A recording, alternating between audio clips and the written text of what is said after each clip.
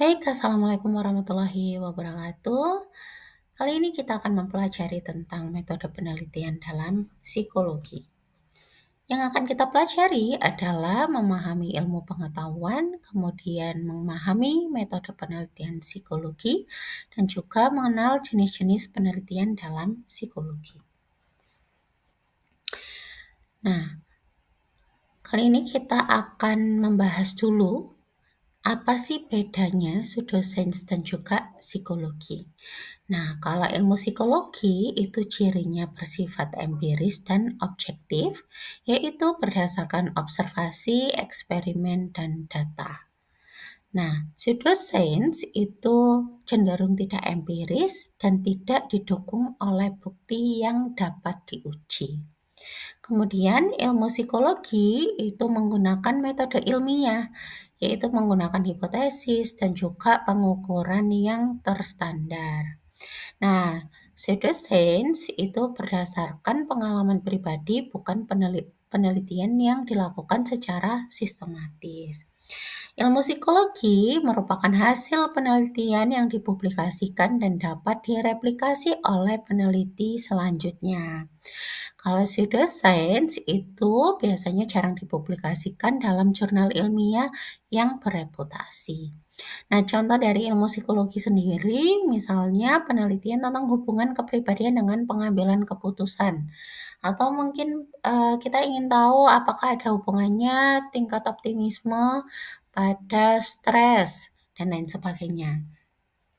Contoh dari pseudoscience itu biasanya astrologi, bisa berupa ini ya, ramalan zodiak gitu ya. Kalau kamu Libra, berarti kamu orangnya seperti apa, atau ramalannya berupa ramalan mingguan gitu ya. Jadi minggu ini untuk bintang ini itu rezekinya gimana, asmaranya gimana, dan lain sebagainya. Nah, itu biasanya hanya bersifat repetisi saja gitu.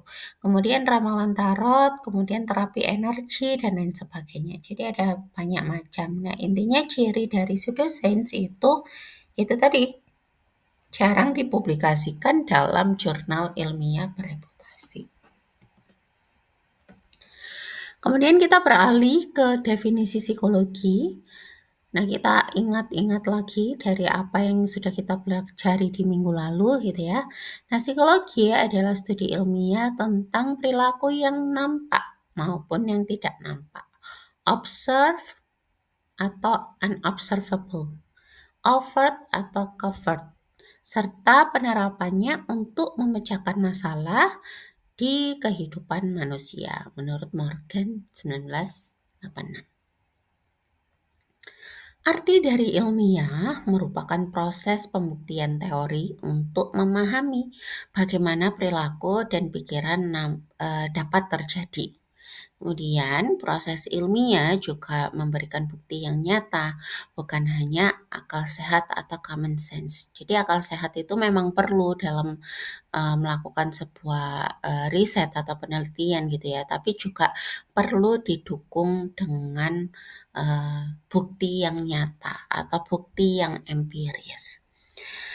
Nah, metode ilmiah sendiri digunakan untuk bagaimana ilmuwan, terutama dalam bidang psikologi, dapat menjawab berbagai pertanyaan mengenai perilaku. Jadi misalnya, kenapa sih orang itu cenderung malu ketika tampil di depan umum atau berbicara di depan umum, maka kita mencari tahu pertanyaan itu, mencari tahu jawabannya dari menggunakan metode ilmiah atau menggunakan riset penelitian atau melakukan risetnya seperti itu. Kemudian penelitian psikologi. Sering nggak teman-teman di sini itu mendengarkan atau membaca di media atau mungkin di buku-buku gitu ya. Ada kata-kata riset menunjukkan atau berdasarkan riset yang dilakukan sebelumnya atau riset terdahulu atau mungkin peneliti menjelaskan mengenai atau penelitian terbaru menjelaskan. Nah, ada kata-kata itu Nah, kata-kata tersebut itu bertujuan untuk meyakinkan para pembaca atau pendengar bahwa apa yang kita sampaikan itu adalah sesuai dengan bukti ilmiah, seperti itu. Maka, klaim yang didukung oleh data ilmiah nampaknya lebih bisa eh, memiliki kredibilitas yang tinggi atau tingkat kepercayaan yang tinggi. Seperti itu. Nah, ini ada beberapa pertanyaan. Apakah remaja yang sering bermain game online pasti memiliki tingkat agresivitas yang tinggi?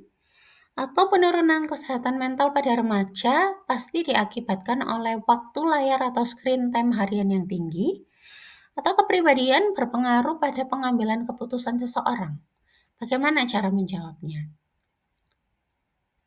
Nah, metode penelitian dalam psikologi adalah cara-cara sistematis yang digunakan untuk memahami, menjelaskan, dan memprediksi perilaku serta proses mental manusia. Karena psikologi adalah ilmu yang empiris, maka penelitian menjadi sangat penting agar teori atau asumsi yang ada bisa dibuktikan secara objektif. Nah, dari ketiga pertanyaan ini, kita nggak benar-benar tahu jawabannya apa. Maka, supaya kita tidak hanya berasumsi, maka perlu dibuktikan. Nah, pembuktiannya menggunakan apa? Menggunakan riset atau di mana riset itu menggunakan metode penelitian. Gitu.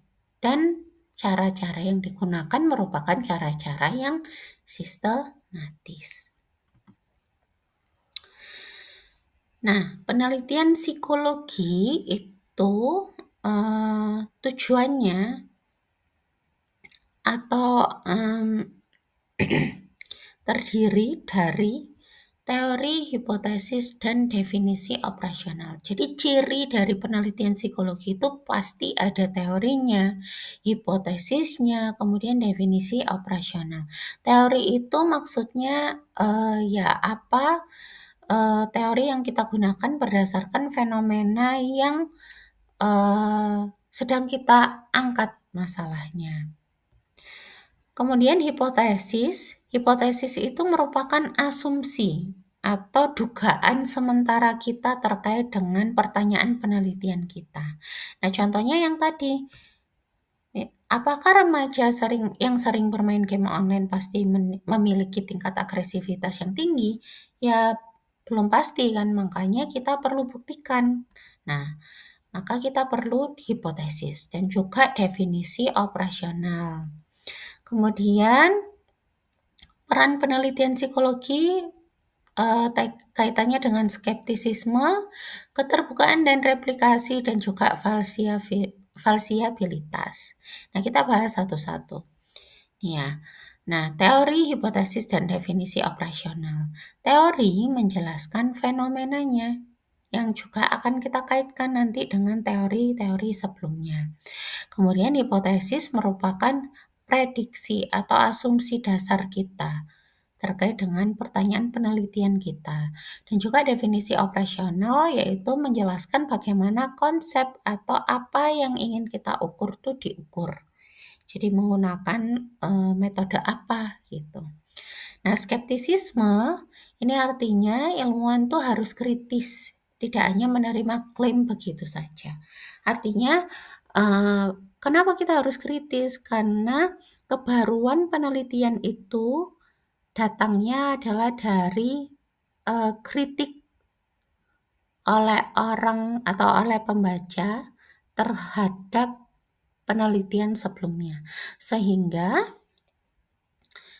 kritik tersebut dapat membuat kita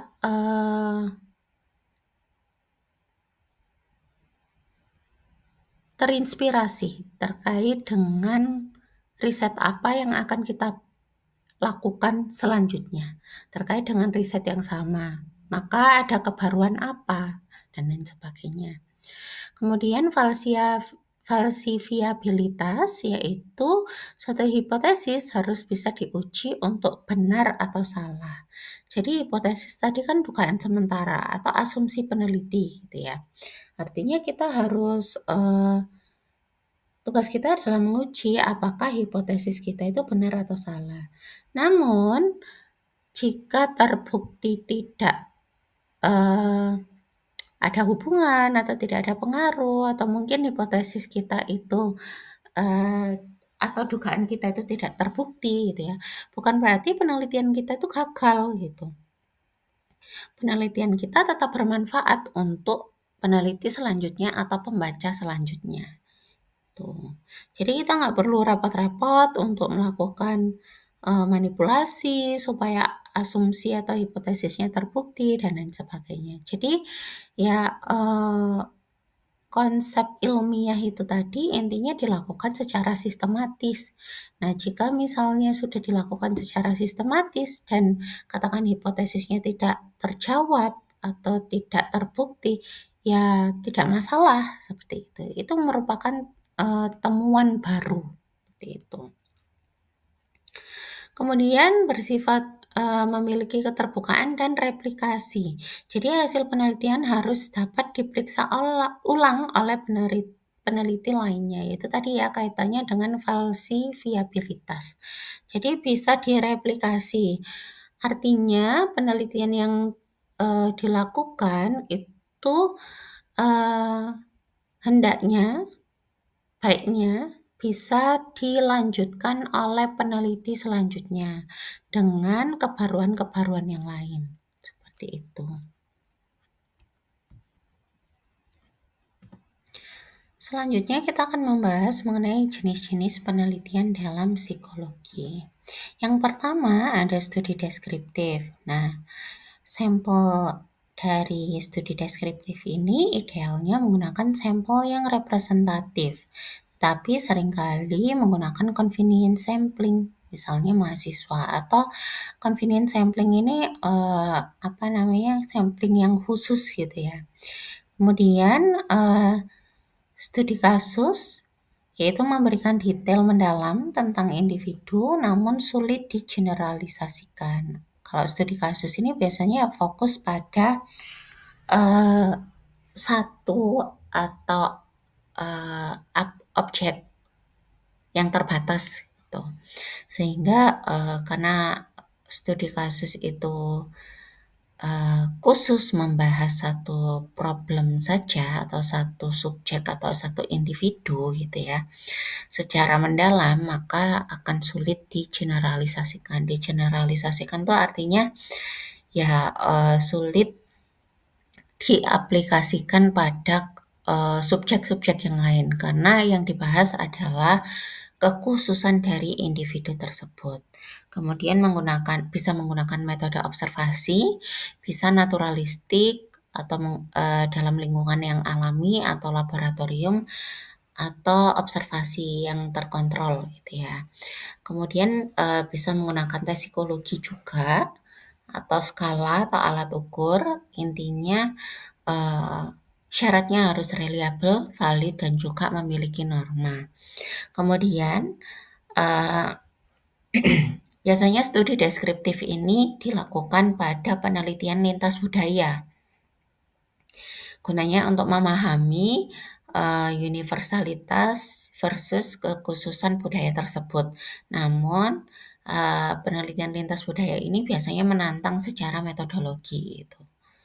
Karena ya itu tadi ya sulit biasanya untuk mengungkap kekhususan dari budaya tertentu. Nah, ini ada contoh jurnal terkait dengan studi deskriptif. Jurnal ini membahas regulasi emosi pada mahasiswa psikologi. Jadi, subjeknya itu adalah mahasiswa psikologi yang diteliti terkait dengan regulasi emosinya. Nah, hasilnya gimana tuh? Gitu.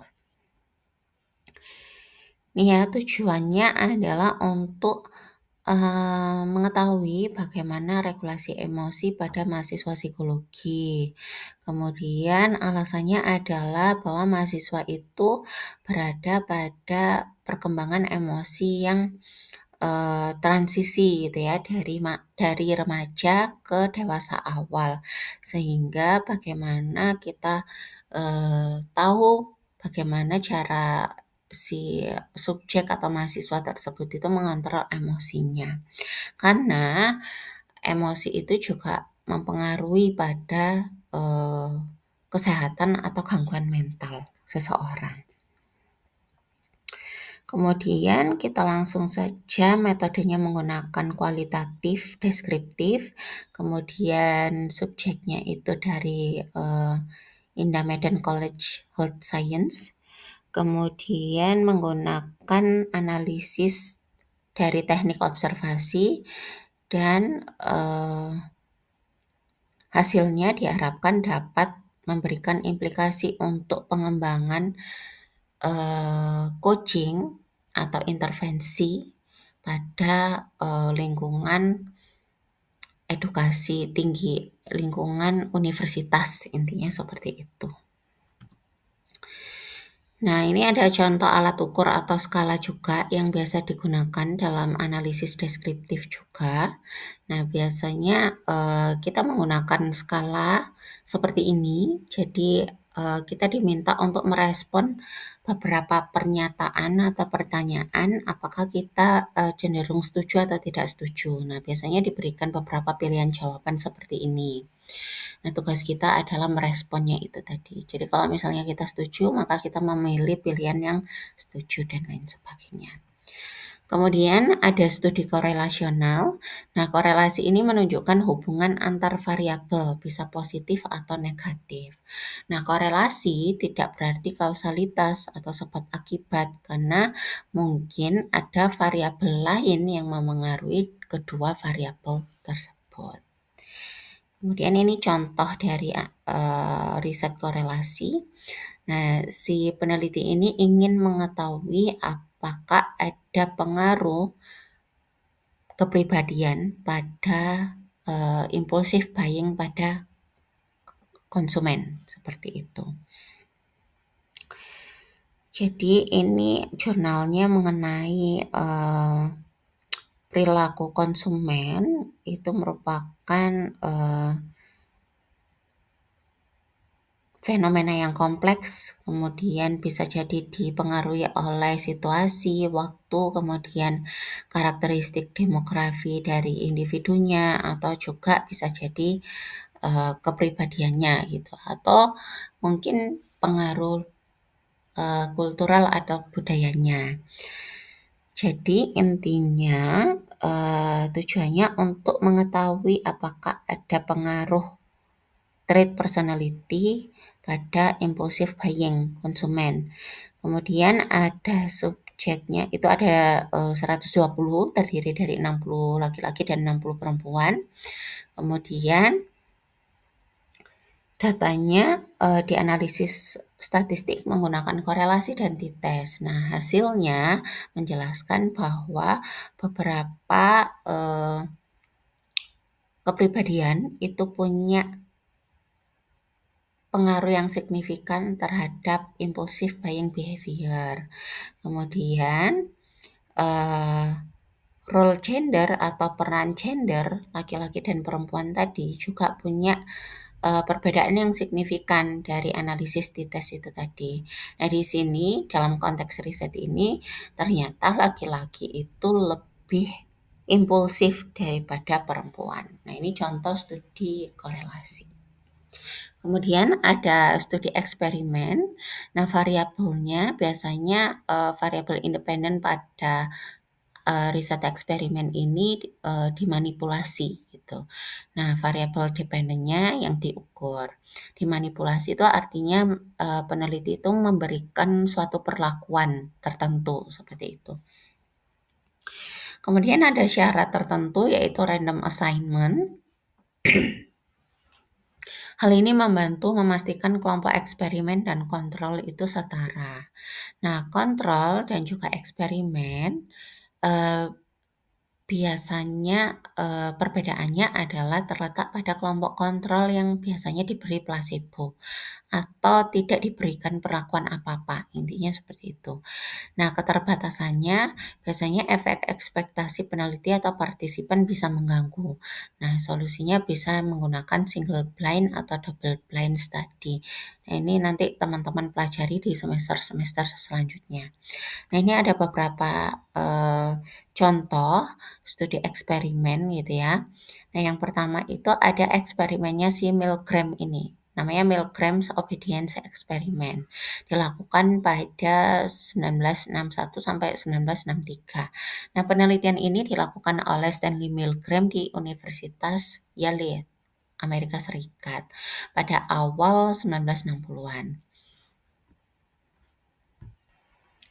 Tujuannya, Milgram ingin memahami apakah orang biasa akan menaati perintah otoritas, bahkan jika perintah tersebut tuh menyakiti orang lain.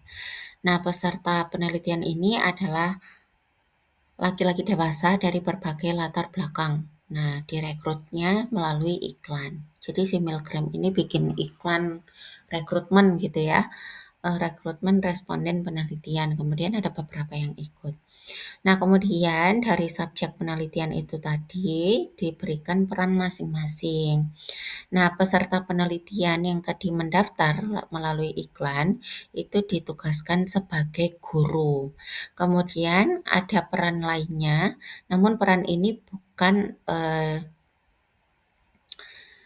dari peserta itu tadi, melainkan dia pura-pura menjadi peserta lain, yaitu disebut seorang aktor atau dia disebutnya perannya murid seperti itu.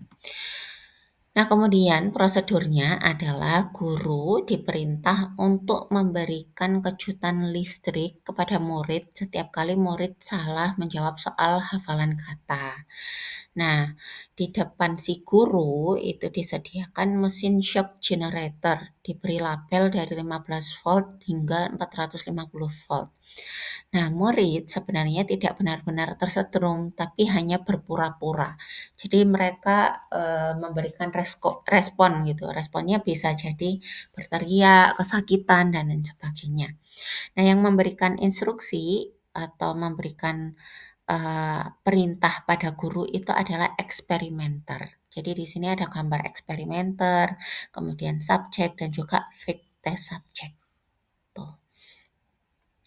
Kemudian jika guru ragu, eksperimenter mendorong dengan kalimat standar misalnya, "Udah nggak apa-apa lanjutkan aja, kamu tetap harus melanjutkan itu, kamu nggak ada pilihan lain, kamu tetap lanjutkan," dan lain sebagainya. Jadi si eksperimenter itu mendesak gitu, kalau misalnya si guru terlihat ragu.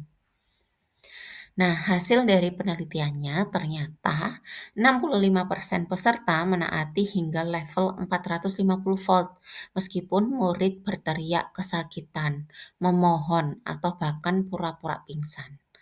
Nah, hampir semua peserta menunjukkan tekanan emosional seperti gelisah, berkeringat, gemetar, atau tertawa, gugup gitu ya, tetapi tetap menuruti perintah otoritas yaitu si eksperimenter itu tadi. Nah, temuan ini menunjukkan tingginya ketaatan manusia terhadap otoritas, bahkan ketika perintah tersebut bertentangan dengan hati nuraninya. Jadi si guru tadi itu sebenarnya atau peserta tadi itu sebenarnya ragu gitu ya ketika mendengarkan respon dari fakta subjek. Tapi karena dia mendapat desakan, maka mau nggak mau ya dia tetap harus melakukan itu. Seperti itu. Nah, ini contoh studi eksperimen yang lain. Ini riset skripsi saya dulu terkait dengan pengaruh metode pembelajaran kooperatif Ron Robin terhadap prestasi pelajaran bahasa Indonesia siswa SMA. Nah, intinya di sini tujuannya ingin mengetahui, ingin membandingkan apakah kelas dengan perlakuan menggunakan metode pembelajaran kooperatif Ron Robin ini, prestasi pelajaran bahasa Indonesianya lebih baik daripada kelas yang metode belajarnya itu konvensional, jadi ceramah gitu, tidak diskusi, misalnya seperti itu. Nah, hasilnya ternyata kelas yang menggunakan metode belajar kooperatif round robin itu lebih bagus, prestasi belajar bahasa Indonesianya dibanding kelas yang menggunakan metode belajar konvensional. Kemudian kita lanjut ke sistematika penelitian. Jadi di sistematika penelitian ini, umumnya di awal ada latar belakang atau pendahuluan, gitu ya. Nah, pendahuluan ini berfungsi untuk menjelaskan alasan penelitian kita itu dilakukan. Jadi kita menjelaskan kenapa sih, riset ini perlu dilakukan, urgensinya apa, dan lain sebagainya. Kemudian menguraikan masalah, fenomena, atau gap penelitian sebelumnya. Ada nggak, kesenjangan penelitian di riset sebelumnya yang bisa kita adaptasi atau kita lanjutkan risetnya di riset kita yang sekarang. Kemudian menunjukkan tujuan dan manfaat penelitian. Kemudian ada metode penelitian atau method.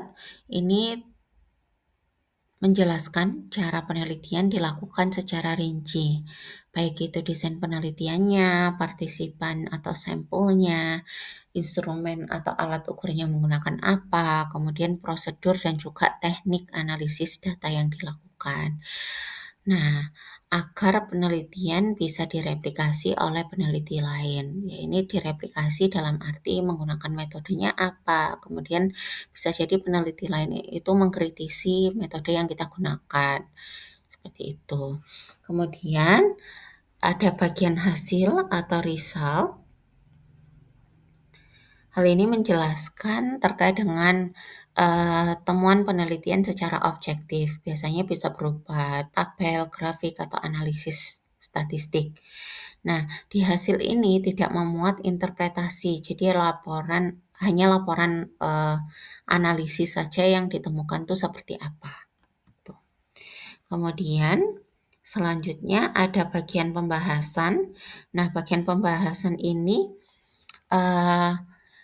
menafsirkan hasil penelitian, menghubungkan dengan teori atau penelitian sebelumnya. Jadi, interpretasi dari hasil penelitian tadi itu dibahasnya di pembahasan, seperti itu. Kemudian menjelaskan implikasi, keterbatasan penelitian yang kita lakukan, dan juga kemungkinan penelitian lanjutan atau sarannya gitu ya.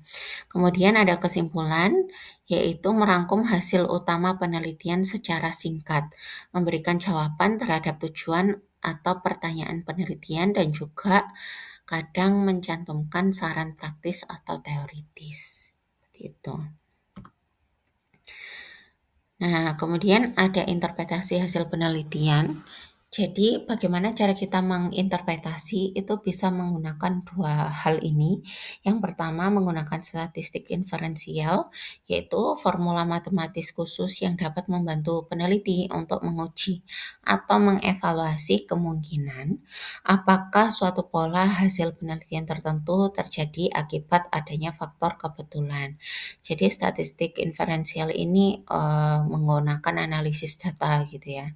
Kemudian bisa juga menggunakan meta analisis, yaitu teknik statistik untuk menggabungkan data dari studi yang berbeda untuk menentukan apakah variabel tertentu atau interaksi antar variabel memiliki efek yang signifikan antar hasil penelitian. Jadi kita kumpulkan beberapa jurnal, kemudian kita lakukan rangkuman gitu ya terkait dengan jurnal-jurnal tersebut. Kemudian yang terakhir ada etika dalam penelitian yang jelas. Yang pertama ada prinsip kerahasiaan gitu ya. Jadi identitas, data pribadi peserta juga harus dijaga kerahasiaannya. Hanya peneliti yang boleh mengakses data dan laporan, tidak boleh mengungkapkan identitas individu secara terang-terangan. Kemudian ada informed consent, yaitu peserta harus diberitahu resiko dan informed consent ini dilakukan atau disetujui oleh peserta secara sadar, seperti itu. Kemudian kalau misalnya risetnya berupa eksperimen biasanya diberikan di briefing di akhir, penelitian gitu ya, atau di akhir perlakuan. Jadi jika ada penipuan, deception kayak misalnya tadi Milgram itu tadi kan ada deception tuh, artinya, eee, penelitiannya itu dirancang sedemikian rupa, dimanipulasi bahwa ada fake test subject gitu yang merasa sakitnya itu pura-pura gitu, itu namanya deception. Nah, peserta dijelaskan setelah studi itu selesai. Jadi seperti itu. Baik, terima kasih, sudah selesai materi kita kali ini, semoga bermanfaat untuk kita semua. Wassalamualaikum warahmatullahi wabarakatuh.